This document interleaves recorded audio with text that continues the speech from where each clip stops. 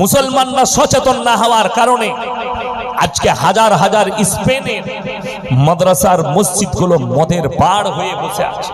তারা মদের বার করেছে, দেহ ব্যবসার আড্ডাখানা খুলেছে। হে ভারতের মুসলমান, তুমি তো চোখে দেখেছো এখন বাবরি চলে গেছে, তুমি তো দেখেছো এখন মথুরা যাবে, তুমি তো দেখছো তাদের মুখ থেকে শুনছো কাশিটাও কাটবে, তুমি তো দেখেছো মালদার আদিনা মসজিদে প্রবেশ করে পুজোর অনুষ্ঠান করা। তুমি এটাও দেখতে পাবে একদিন তোমার মসজিদটাও চলে যাবে, আর তোমার মসজিদ হয় বার হবে, তা না হয় সেখানে মদের দোকান খোলা হবে। যদি তুমি নামাজি না হও, তুমি রমজান মাসে নামাজ পড়ছো, বাকি সময় তুমি মনে করছো আর নামাজের প্রয়োজন নাই, অথচ রাসূল সাল্লাল্লাহু আলাইহি সাল্লামের হাদিস, যার নামাজ নেই তার মধ্যে ইসলাম নেই। আপনার মধ্যে নামাজ নেই, আপনার মধ্যে ইসলাম নেই, এটা আপনি নোট করে নিয়ে যান। আজকে শুনিলেন আমার মুসলমান ভাই, আল্লাহ রাব্বুল ইজ্জত কোরআনে বললেন, হে নবী, কলমের সাহায্যে শিক্ষা নিতে বলো। পৃথিবীর এই ভারতের তিনজন ব্যক্তি, দুজন রাজনীতিবিদ, একজন হচ্ছে আমাদের মতো একজন সাধু সন্ন্যাসী। আমরা আপনারা মনি সাহেব বলে, তারা পণ্ডিত বলে, কথাবাচক। এই তিনজন ব্যক্তির তিনটে বয়ান ফেসবুকে ভাসছে, মোবাইলে, ইউটিউবে, সোশ্যাল মিডিয়ায় ভাসছে। একজন বললে কথাবাচক, তার নাম হচ্ছে ছোটে দাজ্জাল, বাগেশ্বর ধাম বাবা। তিনি মানুষের সামনে বয়ান দিচ্ছে, मेरे भाई आप लोग अपने अपने घर में तमंचा रखो, हथियार रखो, काटने के लिए काम आएगी। এটা একজনের ভাষণ। দ্বিতীয় নম্বর যে বলছে, তিনি যে কোনো পার্টির একজন নেত্রী, আমি কোন দল নাম করব না যেহেতু আমি রাজনৈতিক বক্তা নয়, তবে আমাদের রাজ্যের মানুষ নয়, তিনি বক্তব্যে বলছেন নেত্রী कि मेरे माँ और बहन अपने घर में हथियार रखो, अगर ना हो तो कम से कम एक सब्जी काटने वाला चाकू भी रख लो, किसी को काटने के लिए काम आएगी। তৃতীয় যে ব্যক্তি বয়ান করছেন, তিনার বাড়ি হায়দ্রাবাদে, তিনিও একজন রাজনীতিবিদ। তিনি বলছে, তিনার সামনে মুসলিম যুবকরা বসে আছে, তিনি বললেন, मेरे भाई तुम लोग के पास किसके किसके पास कलम है, हाथ उठाओ।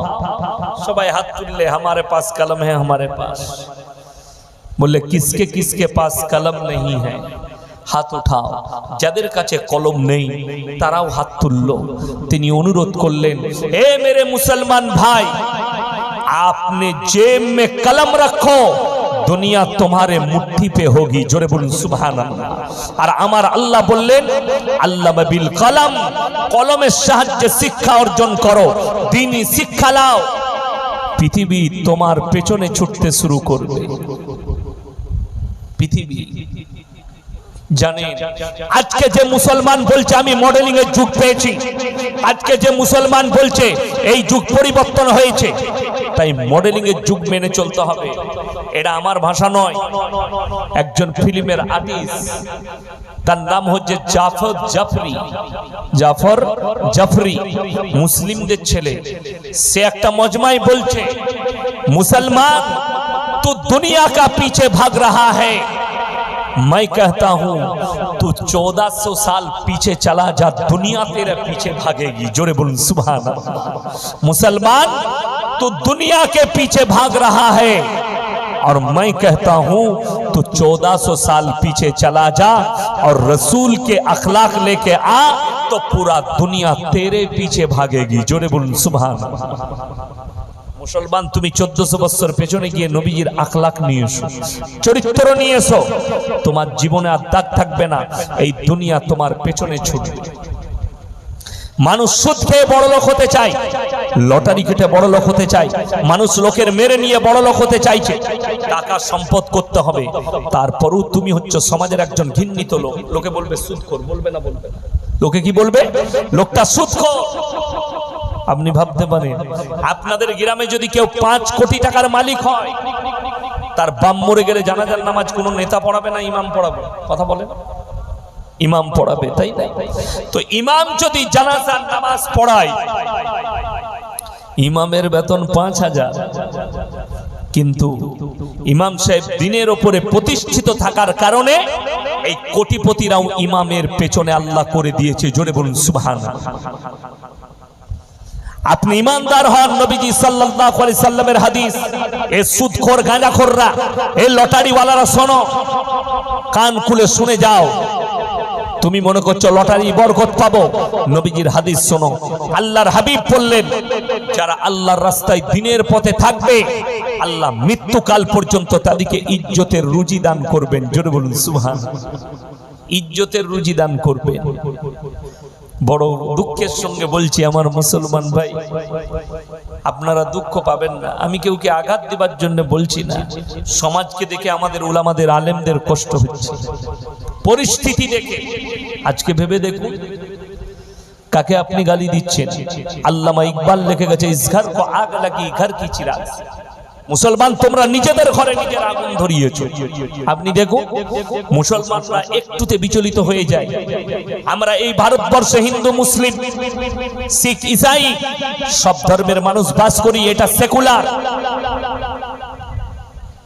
বাবা আম্বেদকর লিখে গেছে সংবিধান, এবং লেখা হয়েছে এই ভারতে যারাই বাস করবে, যে ধর্মের মানুষ, নির্দ্বিধায় নিজের ধর্ম পালন করবে। বড় কষ্ট লাগে, আপনার মসজিদের পাশ দিয়ে হিন্দু ভাইরা ঠাকুর ভাসাতে গেছে ঢোল বাজিয়ে, ডিজে বাজিয়ে। আপনি থানায় অভিযোগ করছেন যে আমাদের পাড়ার হিন্দু ভাইরা আমাদের মসজিদের সামনে ডিজে বাজিয়ে গেছে, ডিজে বাজিয়ে ঠাকুর ভাসাতে গেছে, আমাদের কষ্ট হয়েছে। হাই রে মুসলমান, হিন্দু ভাইরা তাদের ধর্ম পালন করবে, তারা ঘন্টা বাজিয়ে, তারা ডিজে বাজিয়ে, তারা ড্যান্স করে তাদের ঠাকুর ভাসাতে গেলে তোমার যদি কষ্ট হয়, হাই রে হারামখোর মুসলমান, তুই তোর বেটা বিটির বিয়েতে গান বাজাস, তখন তোর কষ্ট হয় না? কথাটা বুঝাতে পারলাম? শুধু তাই নয়, আপনাকে কাগজ খুলে, মোবাইল খুলে দেখিয়ে দেবো, ঈদ উপলক্ষে বুগি বুগি ড্যান্স মুসলিমরা করেছে, ঈদ উপলক্ষে ফাংশন, ঈদ উপলক্ষে ড্যান্স হাঙ্গামা, ঈদ উপলক্ষে ফুলানে অনুষ্ঠান, ঈদ উপলক্ষে এই। কোন মৌলবি যদি এখানে স্টেজে এসে ফতোয়া দিতে পারে আমার সামনে যে ঈদ উপলক্ষে ড্যান্স করা জায়েজ আছে, ঈদ উপলক্ষে ডিজে বাজানো জায়েজ আছে, আমার বর্তমান টাউনে কম বেশি 40টার বেশি মসজিদ, কটা বললাম? 40-এর বেশি মসজিদ হবে বর্তমান টাউনে। এটা আমি কম বললাম, আমি আন্দাজ বলছি, আরো বেশি হতে পারে। তো বিশ্বাস করবেন না, বেশিরভাগ পাড়ায় মুসলিম যুবকরা যখন থেকে ঈদের চাঁদ উঠেছে, হারামখোরের আওলাদরা ডিজে বাজাচ্ছে। তখন কিন্তু আপনার কষ্ট হয়নি, আর মুসল্লিদেরও কষ্ট হয়নি। কেন? ও তো ওরই ঘরের হারামখোর, তোমারই ঘরের জন্ম নিয়ে হারামখোর ওটা। তার কারণে তুমি অভিযোগ করতে গেলে না থানায় যে ঈদের দিনে এই ছেলেগুলোকে ধরে নিয়ে যান যারা ডিজে বাজাচ্ছে, তখন তোমার নামাজের ক্ষতি হলো না। সারা রাত ফজর পর্যন্ত ডিজে, সারা দিন ডিজে বাজলো, তখন তোমার নামাজের ক্ষতি হয়নি, তোমার ইমানের ক্ষতি হয়নি। আর একজন অমুসলিম ভাই যার মধ্যে দ্বীনের জ্ঞান নেই, যে কোরআন হাদিসের জ্ঞান যার মধ্যে নেই, যে আমার রাসূলকে চিনে না, যে আমার আল্লাহকে চিনে না, সে নিজের ধর্ম পালন করছে, তোমার কষ্ট হয়ে গেল। তোমার বিবেককে জিজ্ঞেস করো। আজকে ম্যাক্সিমাম বিয়ে শাদীতে গান বাজনা ডিজে বাজানো হচ্ছে, আপনি প্রতিবাদ করতে পেরেছেন যে এই বিয়ে ঘরটা বয়কট করো গ্রামের মানুষ, আর ইমামকেও বিয়ে পড়াতে যেতে দেব না, আপনি বয়কট করতে পারেননি। আপনি কিসের দাবি করছেন যে অমুসলিমদের গান বাজানোতে আপনার কষ্ট হয়েছে? যদি এটা বলেন তুমি হচ্ছে মাক্কার, তুমি হচ্ছে চালবাজ, তুমি হচ্ছে ধোঁকাবাজ, তুমি হচ্ছে প্রতারক, তোমাদের থেকে বড় প্রতারক আর কেউ নেই।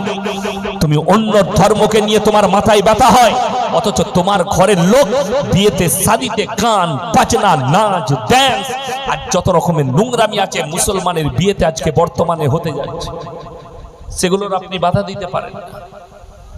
ইমাম বাধা দিলে ইমামের চাকরি চলে যায়। আমি কেন বলছি? এখনই যদি কমিটির লোক বলে হুজুর আমরা ব্যথা পাচ্ছি, এসব কথা বলবেন না, আমার গাড়ি রেডি আছে, তুই তোর জলসা বুঝে আমি বাড়ি চেপে পালিয়ে যাবো। কথাটা বুঝতে পারেননি? আমার কিন্তু চাকরি যাবার ভয় নাই, ইমাম বলে দিলে ইমামের চাকরি চলে যায়। আমার বর্তমান জেলার কথা বলছি, রমজানুল মুবারকের মাস, ইমাম সাহেব মাইয়াত হয়েছে জানাজার ময়দানে, আর প্রত্যেক গ্রামে একটা করে মোড়ল থাকে, থাকে না থাকে না, মোড়ল থাকে।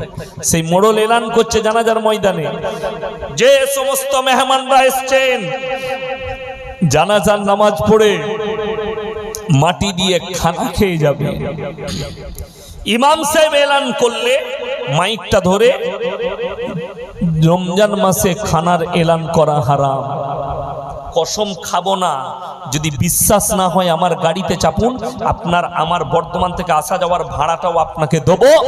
সেই ইমাম অন্য জায়গায় ইমামতি করছে, সকালবেলায় মসজিদ কমিটি তাকে তাড়িয়েছে, মসজিদ কমিটি তাড়িয়েছে। পশ্চিম বাংলায় যদি 1000 মসজিদ থাকে, 900 মসজিদের মতোয়াল্লি থাকার যোগ্যতাই রাখে না। 900 মসজিদের সেক্রেটারি থাকার যোগ্যতাই রাখে না। কেন বলছি? আমি কেউকে ভয় করি না, আমার চাকরি যাবার ভয় নাই, আমি ইমামতিও করি না, আমি আমার বাপের মাদ্রাসার শিক্ষক। কথাটা বুঝতে পেরেছেন না? আমি আমার যোগ্যতায় আছি মাদ্রাসায়। আমাকে যদি মাদ্রাসাওয়ালারা বলে এই ভাষণ দিয়েছো, চলে যাও আবার অন্য মাদ্রাসায় যাবো, যে আমি কেন বাঁয়ে বুড়ানো বক্তা আমি লয়, আমি গোল আলু মাল লয়, গড়িয়ে দিবেন চলে যাবে মালটা। আমি আমার কথাটাই বলবো। আপনি ভেবে দেখুন তো, ইমামের ইন্টারভিউ নেওয়া হয়, কোথা থেকে পাস করেছেন, কতদূর পড়াশোনা করেছেন, ইন্টারভিউ নিচ্ছে কে? হারাম করে জীবনে নামাজ পড়ে না সে। আমি বললেই খারাপ। শুধু তাই নয়, একটা মসজিদ কমিটি 24 পরগনায় বার করে দেন, গোটা উত্তর দক্ষিণ 24 পরগনায় একটা মসজিদ কমিটি বার করুন। আজকে আমি উত্তর 24 পরগনায় আছি, কালকে দক্ষিণে থাকবো, বজবজ পূজা দিন, বজবজে প্রোগ্রাম আছে কালকে, আমি আবার আসবো মাদ্রাসার ক্লাস করে। শুনেলেন?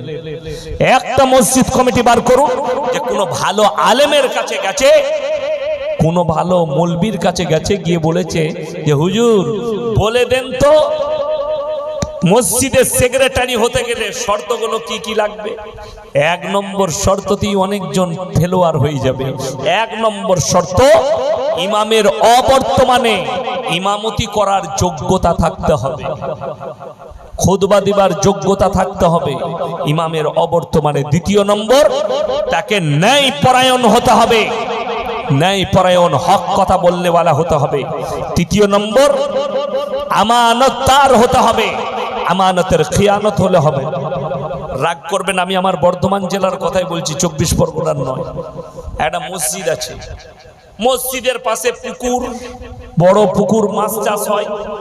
পুকুরের পাশে 30 থেকে 40টা তাল গাছ আছে। তাল গাছ বুঝেন তো? তাল ধরে। আমাদের দেশের লোক তালের পিঠা খাই না? কচিতে তালটা খেতে ভালো লাগে। সেই তালের 30টা 40টা গাছ মসজিদের যে সেক্রেটারি, সে কন্টেকে দেয় তাড়ি টাংতে সাঁওতাল দিকে। কি বললাম? তাড়ি। একটা গাছে 3000 করে দিবি, 3 × 12 1,20,000। পুরো মাস তাড়ি বিক্রি কর, আর আমাকে প্রত্যেক দিন 1 হাঁড়ি করে দিবি। সে মালু চালা। তো মসজিদের সেক্রেটারি যদি তারিখর হয়, জীবনে নামাজ পড়ে না, কিন্তু মসজিদের সেক্রেটারি, আর ওই যে তাড়ি টেঙেছে, সেই তাড়ি টাঙ্গা মসজিদের গাছের কন্টেকের পয়সা এরপর সে মসজিদে লাগায়। এরপর ভেবে দেখুন সেই মসজিদে বরকত কেমন হবে। বরকতটাও বলে দিই কি বরকত আছে। ফজরের সময় কোনো মুসল্লি থাকে না, ইমাম একা নামাজ পড়ে, ইমাম একা নামাজ পড়ে, কোনো মুসল্লি নাই। পৌষ মাসের শীতে ইমাম নিজেও নামাজ পড়ে না, শুয়ে শুয়ে কাতার ভেতর থেকে আজান দিয়ে দেয় ফজরে। যেমন রু তেমন ফেরেশতা। আমি এটা বানানো গল্প বলিনি, সেই ইমামের মুখের ভাষাগুলো আমি বললাম আপনাদিকে। আজকে সমাজের পরিস্থিতি এটার কারণে। আপনার জানা নেই, মসজিদের সেক্রেটারি হতে গেলে একজন ন্যায় পরায়ণ হতে হবে। ন্যায় পরায়ণ। ইমামের অবর্তমানে সে যেন নামাজ পড়াবার যোগ্যতা রাখে। আপনি খুঁজেলেন কটা মসজিদে এরকম সেক্রেটারি আছে, একটা বার করুন। 24 পরগনায় তো আপনি কামিয়াব, খুঁজে পাবেন না। কারা পেয়েছে দায়িত্ব? সুদ খেয়ে বড় লোক হয়েছে, টাকা আছে, বলে ওকেই মসজিদের সেক্রেটারি কর।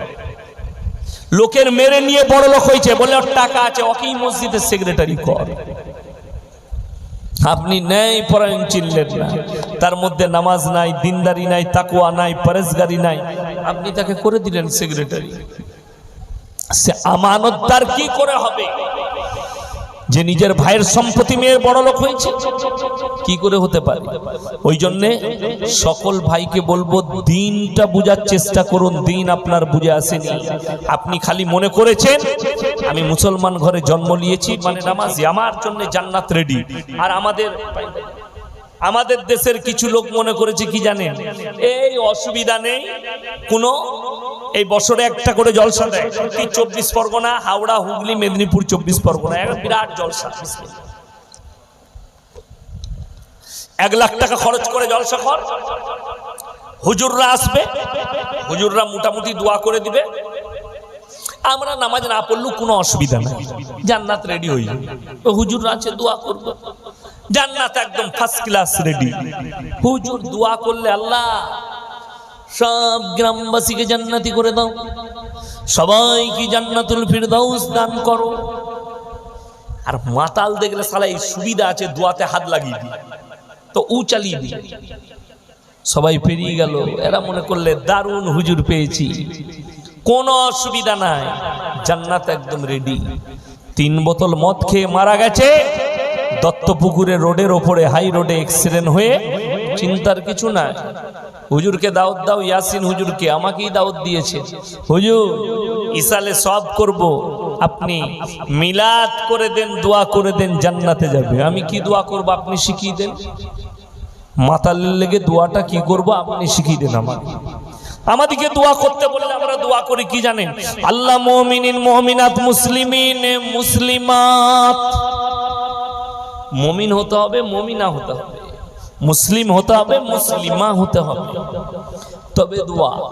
আপনি বলছেন আমি গল্প বলছি, আপনার মনে মনে হবে কেন দোয়া করা যাবে না? মদের ভাঁটিতে জীবন কাটিয়েছে, গাঁজার ভাঁটিতে জীবন কাটিয়েছে, চিরজীবন মুশরিক হয়ে জীবন কাটিয়েছে, মুসলিম ঘরে জন্ম নিয়েছে, মুশরিক হয়ে মারা গেছে, নাস্তিক হয়ে মারা গেছে, তার লেগে হুজুর দোয়া করা যাবে না? না, আমার সিস্টেমে যাবে না। যদি বলেন না দোয়া করা যাবে, তাইলে শোনো, যিনি পৃথিবীর শ্রেষ্ঠ ব্যক্তি, শ্রেষ্ঠ মহামানব, তিনি হচ্ছেন হযরত মুহাম্মদ মুস্তাফা, সকলে বলুন সাল্লাল্লাহু আলাইহি সাল্লাম। বুখারী শরীফের হাদিস, আল্লাহর নবীর কাছে খবর এলো, ইয়া রাসূলুল্লাহ, আপনার চাচা যান যেন অসুস্থ অবস্থায় আছে, মারা যাবেন। নবীজি ছুটলেন বাড়িতে চাচা, আর হাতটা ধরে বললেন, হে আমার চাচা যান, আপনি একবার কলমাটা পড়ে নিন, আমি আল্লাহর কাছে কেঁদে কেঁদে আপনার জন্য ক্ষমা চাইব। নবীজি চাচা বললেন, হে আমার ভাইপো, আমি যদি বার্ধক্যে কলমা পড়ি, লোকে বলবে মৃত্যু ভয়ে কলমা পড়েছে, তাই আমি কলমা পড়তে পারবো না। আমার আল্লাহ আয়াত পাঠালেন, ইন্নাকা লা তাহদি মান আহবাবতা ওয়ালাকিন্নাল্লাহা ইয়াহদি মান ইয়াশা। হে আমার বিশ্ব নবী, হিদায়াতের দপ্তরটা আমার আল্লাহর হাতে, আমার ইচ্ছা নেই, তাই তোমার চাচা কলমা পড়তে পারবে না। আমি তোমাকে হিদায়াতের মালিক করিনি, তুমি যাকে চাও তাকে তুমি হিদায়াত দিতে পারো না, ওটা আমার আল্লাহর হাতে। নবীজি চাচা যান চলে গেলেন, এরপরে দোয়া শুরু করলেন, ওগো আল্লাহ, তুমি আমাকে যতদিন না নিষেধ করছো, আমি আমার চাচার জন্য তোমার কাছে কেঁদে কেঁদে ক্ষমা চাইবো। নবীজি চাচার জন্য আল্লাহর কাছে ক্ষমা চাইতে লাগলেন। আল্লাহ আবার আয়াত পাঠালেন, মা কানা লিন নবী ওয়াল্লাযীনা আমানু আইয়াস্তাগফিরু লিল মুশরিকিন ওয়ালাউ কানু উলি কুরবা। হে নবী এবং মুমিনরা শোনো, এখানে আল্লাহ শুধু নবীকে নসিহত করেননি, নবী এবং মুমিনরা শুনে নাও, যারা মুশরিক হয়ে বেঈমান কাফের হয়ে বদ্দিন হয়ে মারা গেছে, তাদের লেগে দোয়া করতে পাবে না, যদিও তারা তোমাদের নিকটতম আত্মীয় হয়। কেউ যদি মৃত্যুর আগে কালমা পড়ে নেয়, ইস্তেগফার করে নেয়, তার জন্য কামিয়াবি আছে। ওই জন্যে কোন একটা অমুসলিম ভাইকেও আপনি জাহান্নামী বলতে পাবেন না। আপনি খালি কাজ বলবেন যে কেউ যদি আল্লাহ ব্যতীত অপরকে সিজদা করে, বিশ্বাস করে, ভালো মন্দের মালিক মনে করে, এটা শিরকের পাপ, আল্লাহ তাকে জাহান্নামে দিবেন যদি এই হালতে মৃত্যু হয়। কিন্তু তার আগে যদি কেউ কি আল্লাহ তাআলা হিদায়াত দিয়ে দেয় তো আল্লাহ বেহতার জানে আল্লাহ তাকে কেমন জান্নাত নসিব করবেন, সে জান্নাতি হয়ে যেতে পারে। ওই জন্য মুসলমান ভাই, আপনার মনে মনে হবে যে আমার ছেলে যেভাবেই মারা গেছে, পৃথিবীর আর একটা দৃষ্টান্ত দিচ্ছি, পৃথিবীর এমন একজন নবী আছেন যিনি নিজের চোখে লাইভ মৃত্যু দেখেছেন সন্তানের, তিনি হচ্ছেন হযরতে নূহ নবী। আপনার চোখ দিয়ে পানি আসা দরকার। ছেলে যদি নদীতে পড়ে যায়, বাপ সাঁতার না জানলেও ঝাঁপ দিবে ছেলেকে বাঁচানোর জন্য। আশ্চর্যের বিষয় কি জানেন? অবাক হয়ে যাবেন, নূহ নবীর কওমকে নূহ নবী একদিন, দুদিন, 1 বছর, 2 বছর, 100 বছর, 200 বছর, 300 বছর, 400 বছর, 500 বছর নয়, 950 বছর দাওয়াত দিয়েছেন। তারপরেও মুষ্টি কত লোক ঈমান এনেছে। নূহ নবী অনুরোধ করলেন, হে আমার কওমের লোকেরা, তোমরা আমার প্রতি আর আল্লাহর প্রতি ঈমান নিয়ে এসো, তা না হলে আমার আল্লাহ কঠিন আযাবে মুবতালা করবে। নূহ নবীর ছেলে কেনান তার কওমের লোকেরা বলল, তোমার আল্লাহ কি আযাব দেবে? নূহ নবী বললেন, মুষলধারার বৃষ্টি দিয়ে তোমাদেরকে বন্যায় ডুবিয়ে দেওয়া হবে। নূহ নবীর ছেলে কেনান বললে, তোমার আল্লাহকে বলো, তোমার আল্লাহ যদি বৃষ্টি বর্ষণ করে, বন্যা দেয়, এমন উঁচু জায়গায় চেপে যাব যেখানে তোমার আল্লাহর পানি পৌঁছাবে না। আল্লাহ বললেন, এত বড় আস্পর্ধা, আমাকে চ্যালেঞ্জ। وكم من قرية أهلكناها فجاءها بأسنا بياتا أو هم قائلون। হে নবী শুনে লাও, আমি যখন কোন জাতিকে ধ্বংস করি নির্দিষ্ট সময়ে করি, যখন তারা গভীর নিদ্রায় থাকে কিংবা দ্বিপ্রহরে, দুপুর বেলায় আরামরত অবস্থায় থাকে, আমার আযাব তাদেরকে গিয়ে অ্যাটাক করে, পালাবার কোনো রাস্তা খুঁজে পাবে না। ওয়াকাম মিন কারিয়াতিন আহলাকনাহা ফাজাআহা বাসুনা বায়াতান আও হুম কাইলুন। চোখ দিয়ে পানি আসবে আপনার। রাত 2টোর পরে মুষলধারার বৃষ্টি। রেওয়ায়েতে আছে, মুফাসসিরিনরা লিখেছেন, পৃথিবীর সবথেকে বড় প্রলয় ঘটেছিল নূহ নবীর জামানায়। সমুদ্রের পানিকে আল্লাহ 1250 ফুট উপরে তুলে দিয়েছিলেন, গোটা পৃথিবী ডুবে গেছে। নূহ নবীর কওম হাবুডুবু খাচ্ছে নূহ নবী নৌকার উপরে। চোখেতে যখন সন্তানকে দেখেছে, আমার বেটা কিনান ডুবে মারা যাচ্ছে হাবুডুবু খেয়ে, থাকতে না পেরে আল্লাহকে বললেন, লা আসিমাল ইয়াউমা মিন আমরিল্লাহ, হে আল্লাহ, এ আমার ওরসজাত পুত্র, তুমি একে রক্ষা করো। আল্লাহ সঙ্গে সঙ্গে উত্তর দিলেন, লামিনাল খাসিরিন, হাত নামাও, দোয়া বন্ধ করো। যে আমাকে মানেনি, আমার নবীকে মানেনি, আমার দ্বীনকে মানেনি, আমাকে চ্যালেঞ্জ করেছে, তার লাগে তুমি দোয়া চাইতে পাবে না, তা না হলে তোমাকেও ক্ষতিগ্রস্তদের মধ্যে ফেলে দেবো। হে আমার ভাইয়েরা, যদি আল্লাহ নবীকে এরকম ধমকি দেন, দোয়া বন্ধ করে দাও, তা না হলে তোমাকেও ফেলে দেবো ক্ষতিগ্রস্তদের মধ্যে, তুমি তোমার মুশরিক বেটার জন্য কেমন করে দোয়া করবে? তুমি তোমার নাস্তিক সন্তানের জন্য কেমন করে দোয়া করতে পাবে? তোমার ছেলে মদের ভাটিতে জীবন কাটিয়ে মারা গেছে, তার লেগে তুমি কেমন করে দোয়া করতে পাবে? তোমার বিবেককে জিজ্ঞেস করো, তোমার বুদ্ধিকে জিজ্ঞেস করো, তোমার সমাজকে জিজ্ঞেস করো, তুমি বুঝতে পারবে। তোমার মস্তিষ্কটা ঠিক করে নাও। তুমি যাকে জান্নাতে দিতে চাইছো, জীবনটা পাপে ভরে গেছে, অন্যায় ভরে গেছে, তাকে তুমি জান্নাতে দিতে চাইছো, তোমার কত বড় ধষ্টতা, কত বড় দৃষ্টতা তোমার। কিরকম ভাবে তুমি ভাবো যে আমি তাকে জান্নাতে দিয়ে দেবো, দোয়া করব তার জন্য? আল্লাহ নবীকে নিষেধ করেছেন, আল্লাহ নূহ নবীকে নিষেধ করেছেন।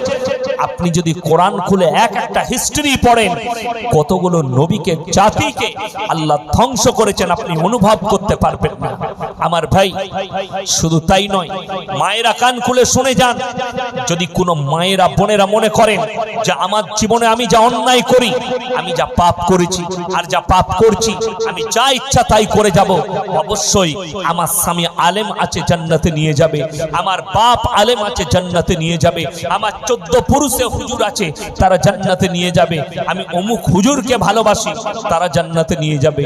তারা তো হুজুররা তো দূরের কথা, আমি আপনাদেরকে কোরআন শোনাবো, দুটো আয়াত শোনাবো, মায়েদের জন্য একটা আর গোটা পৃথিবীর মানুষের জন্য একটা। খুব সূক্ষ্মভাবে বুঝবেন। আজকে আমি জলসা করতে এসেছি, আমার আগের বক্তা বলেছেন, তার আগের বক্তা বলেছেন, ইনারা বারবার বলে গেছেন, অনেক বক্তারা বক্তব্য দিয়ে গেল আজকের এই মজমায়। আমি লাস্ট বক্তা, আমি আপনাদের কাছে বলছি, আপনার সাথে আমার সম্পর্ক হচ্ছে দুটো, একটা হচ্ছে বক্তা এবং শ্রোতা, আমি বক্তা আপনারা শ্রোতা। দ্বিতীয় সম্পর্কটা হচ্ছে হাদিসে নবীজি বলেছেন এক মুমিন আর এক মুমিনের ভাই ভাই, আপনারা আমার ভাই, আমি আপনাদের ভাই। আমার মুসলমান ভাই শুনেলেন, আমার ভাইয়েরা এতটুকু সম্পর্ক, কিন্তু বাপ আর বেটার সম্পর্ক রক্তের সম্পর্ক, মা আর বিটির সম্পর্ক রক্তের সম্পর্ক, স্বামী আর স্ত্রীর সম্পর্ক অন্তরঙ্গ সম্পর্ক, বন্ধু আর বন্ধুর সম্পর্ক ওয়াদার সম্পর্ক। আপনি কোরআনকে জিজ্ঞেস করুন, এই রক্তের সম্পর্কের মানুষরা, এত কাছের মানুষরা কে কার কতটা উপকারে আসবে কোরআন বলে দেবে। ইয়াউমা ইয়াফিরুল মারউ মিন আখি ওয়া উম্মিহি ওয়া আবি ওয়া সাহিবাতিহি ওয়া বানি লিকুল্লি ইমরিইম মিনহুম ইয়াউমাইদিন শানুন ইউগনি। হে আমার বিশ্বনবী, পৃথিবীর মানুষকে বলো, কিয়ামতের ময়দানটা এত ডেঞ্জার হবে, এত খতরনাক হবে। স্বামী স্ত্রীর কাছে ছুটে যাবে, স্ত্রী বলবে দুনিয়াতে আমার কোনো স্বামী ছিল না, স্বামী বলবে স্ত্রী ছিল না, বাপ বলবে বেটা ছিল না, বেটা বলবে বাপ ছিল না, মা বলবে বিটি ছিল না, বিটি বলবে মা ছিল না, বন্ধু বলবে বন্ধু ছিল না। কেউ কারুর জন্য যাররা পরিমাণ বোঝা বহন করবে না। এটা কোরআন। আরো একটু আগে চলুন, আমার আল্লাহ অপর জায়গায় বললেন আতিহিম ইয়াউমাল কিয়ামাতি ফারদা, কিয়ামতের দিনে তোমরা একা একা হাজিরি দেবে। আমার নবী বিশ্বনবী হাদিস বর্ণনা করলেন, হে আমার সাহাবীরা শোনো, কিয়ামতের ময়দানটা এত ডেঞ্জার হবে, সেখানে নারী পুরুষ উভয়ে উলঙ্গ অবস্থাতে থাকবে, তাদের শরীরে কাপড় থাকবে না। মা আয়েশা কাঁদছেন আর বললেন, ইয়া রাসূলুল্লাহ, ইয়া হাবিবাল্লাহ, কিয়ামতের দিনে নারীদের ইজ্জতের কি হবে? আল্লাহর নবী বললেন, সেই দিনটা এত ডেঞ্জার হবে, কেউ কারুর দিকে একটা মুহূর্ত তাকাবার সময় পাবে না। যারা মনে মনে ভাবছেন আল্লাহ পৃথিবীর এতগুলো মানুষের হিসেব কেমন করে নেবেন, আজকে নয়, হযরত আদম আলাইহিস সালাতু ওয়াস সালাম থেকে শুরু করে কিয়ামতের সকাল পর্যন্ত পৃথিবীর যত মানুষ আসবে আল্লাহ সকলকে হাজির করবেন। কোরআনে আছে, হ্যাঁ আমার বিশ্বনবী বলো, আমি আল্লাহ এত সহজে হিসেব নেব। ইকরা কিতাবাক কাফা বিনাফসিকাল ইয়াউমা আলাইকা হাসিবা, আমি আমার বান্দা বান্দীদের হাতে তাদের আমলনামা ধরানো হবে, কিতাব ধরিয়ে দেওয়া হবে। ইকরা কিতাবাক কাফা বিনাফসিকাল ইয়াউমা আলাইকা হাসিবা, তোমরা নিজের মুখেতে নিজের হিসেবটা দিয়ে দাও। আপনি নিজের মুখে পড়ে শোনাবেন কোন জায়গায় পাপ করেছেন, কত মিনিটে কত সেকেন্ডে, জায়গা স্থান সময় কাল পাত্র সব লেখা থাকবে। যদি বলেন এগুলো নোট করলো কে, কোরআনে অপর জায়গায় আছে, কিরামান কাতিবিনা ইয়ালামুনা মা তাফালুন, আমি প্রত্যেকটা নারী পুরুষের কাছে দুজন করে ফেরেশতা নিযুক্ত করেছি, একটা ডান দিকে একটা বাঁ দিকে। কাতিব মানে হচ্ছে যারা টাইপ করে করে লেখে, তাদেরকে আরবিতে কাতিব বলা হয়। কাতিব হচ্ছে তারা যারা তোমাদের গুনাহগুলো টাইপ করে করে লিখে রাখবে, ভালো মন্দ জিনিসগুলো। এই আমলনামা তোমাদের হাতেতে দেওয়া হবে, নিজের মুখে তোমরা নিজেরা পড়ে শোনাও। আর এক শ্রেণীর জাহান্নামী, তাদের জবানগুলো সিলাই করা হবে। কোরআন সূরা ইয়াসিন, আল ইয়াউমা নাখতিমু আলা আফওয়াহিহিম ওয়া তুকাল্লিমুনা আইদিহিম ওয়া তাশহাদু আরজুলুহুম বিমা কানু ইয়াকসিবুন, আমি কিয়ামতের দিনে তাদের জবানগুলো সিলাই করে দেব, তাদের হাত কথা বলবে, তাদের অঙ্গ প্রত্যঙ্গ দিকে আমি কথা বলার যোগ্যতা দান করব। চোখ কথা বলবে, ঠোঁট কথা বলবে, কান কথা বলবে, আমি এদিকে কথা বলার যোগ্যতা দেব। সেদিনে তাদের মুখ থেকে কোনো কিচ্ছু শোনা হবে না, এরা কথা বলার যোগ্যতা পাবে, আর এরাই সাক্ষী দেবে তুমি কত রকমের পাপ করেছো। আমার মুসলমান ভাই, আজ থেকে নিয়ত করুন জীবনে আর কোন রকমের পাপ করব না ইনশাআল্লাহ। কেউ দেখুক আর না দেখুক, আল্লাহ বলছেন আমি দেখছি, আমার দুজন ফেরেশতা লিখছে, অল্টারনেট লেগে যাচ্ছে, অল টাইম।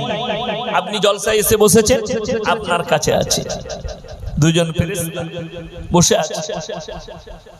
আপনি রাস্তা ঘাটে যেখানে যাবেন সব জায়গায় থাকবে। আপনি বলবেন পায়খানায় যাব, হ্যাঁ, আপনি পায়খানাতে গেলেও পায়খানায় গিয়ে আপনি কি হরকত করছেন সেটাও লেখা হবে।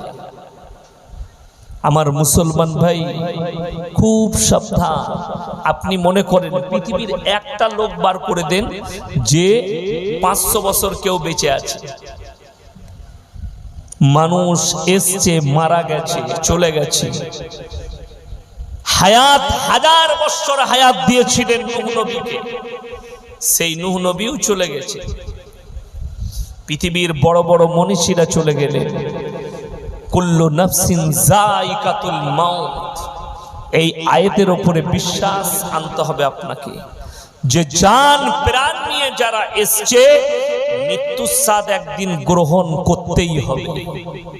সকাল বিকাল সন্ধ্যা, কাল পরশু মায়ের পেটে হোক, মায়ের পেট থেকে বেরিয়ে হোক, আল্লাহর কুদরত। আমার একটা বয়ান শুনবেন, বয়ানে আছে, আমাকে দেখাচ্ছিল বাবুরা যে একটা গায়ের বাচ্চা হয়েছে এই এলাকায়। কোথায়? চোখ আছে, এক চোখ, একটা চোখ আছে গায়ের বাচ্চাটা, এটা দেখাচ্ছিল। দাজ্জালের কটা চোখ হবে? একটা চোখ। আমি দেখলাম একবারই দাজ্জালের চোখের মতনই লাগছে। দেখুন, ডাক্তারে পরীক্ষা করুক আর নাই করুক, কোরআনের একটা কথা বিশ্বাস রাখবে, সেটা হচ্ছে ইন্নাল্লাহা ইনদাহু ইলমুস সাআ। কিয়ামত কবে হবে আমি আল্লাহ ছাড়া পৃথিবীর কেউ জানে না। ওয়া ইউনাজ্জিলুল গায়থা ওয়া ইয়ালামু মা ফিল আরহাম। মায়ের গর্ভে বেটা আছে না বিটি, বিকলাঙ্গ না কালো, খুড়া আছে না ভালো আছে, চোখ আছে না নাই, অন্ধ না বধির, এটাও আমি আল্লাহ ছাড়া পৃথিবীর কেউ জানে না। 5টা জিনিসকে আল্লাহ পৃথিবীর মানুষের কাছ থেকে গোপন করেছে। 1 নম্বর কিয়ামত কবে হবে, 2 নম্বর মায়ের গর্ভে কি আছে আমি আল্লাহ ছাড়া পৃথিবীর কেউ জানে না। ওমা তাদরি নাফসুম মাদা তাকসিবু গাদা ওমা তাদরি নাফসুম বিআইয়ি আরদিন তামুত। কার কোথায় কতটা রুজি মেপেছি, কার কোথায় মৃত্যু লেখা আছে, আর কোথায় কত মিলিমিটার বৃষ্টি বর্ষণ হবে, এই 5টা জিনিস আমি আল্লাহ দুনিয়ার বুকে গোপন করেছি। আমি আল্লাহ ছাড়া পৃথিবীর কেউ জানে না। আপনারা যারা মনে করেন না যে টাকা থাকলে সব হয়, আল্লাহর